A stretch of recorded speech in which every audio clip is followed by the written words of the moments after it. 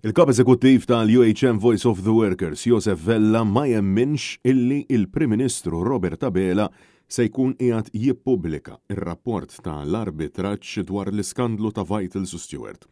Waqt intervista fil-programm NetLive, Vella saħaq illi m'għandux tama li l-poplu Malti Wawċi se jkun qed jara pubblikazzjonijiet tar-rapporti u d-deċiżjoni kif saret. Joseph Vella ippreċiża jgħid illi fil-waqt illi hu bħal kulħadd għadu marax ir-rapport fakkar il-imkien ma ntqal li l-arbitru waqqa dak il qalu rati Maltin, ċoe il-Vital Su Stewart ma laħqux mal-obbligi kontratwali u li kien hemm kollużjoni.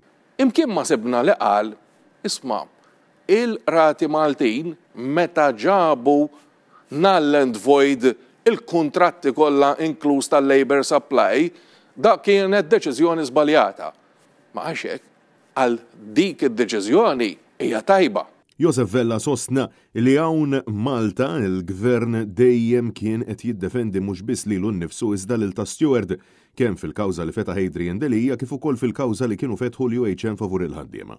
Vella staqsa li diffiċli jemmen li dawn il-mijiet ta' miljuni ta' euro ntefqu fuq il-pagi biss u saħaq illi m'hemm xejn xjuri li dawn intefqu fuq xi sptar ġdid kif imwiet. Insiba bitqila wkoll biex nifhem, inti tħares x'imkien u tgħid naħseb ara dal-isptar naħseb jiswa 500 miljun waħdu, qed tifhem fejqiegħed. Għax jekk m'hemm xi sptar li qiegħed taħt l-art u forsi maħniex qed narawh, tajjeb, jien għadni ma nistax nagħmel il-kalkoli u somma nġibha teqreb lejn dawn għalfejn niġġustifikaw dawn id-900 miljun kif infaqnihom. Joseph Vella fakkar li kemm il-Prim Ministru kif ukoll l-eks Ministru Chris Fearn kienu wedu li se jmorru jiġbru lura sal-inqas ċenteżmu imma ġew bidejhom vojta u għar minn hekk iridu jtuhom aktar flus.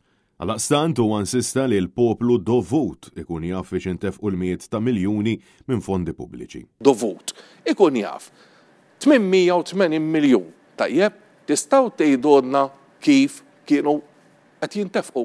Francesco Catania, Net News.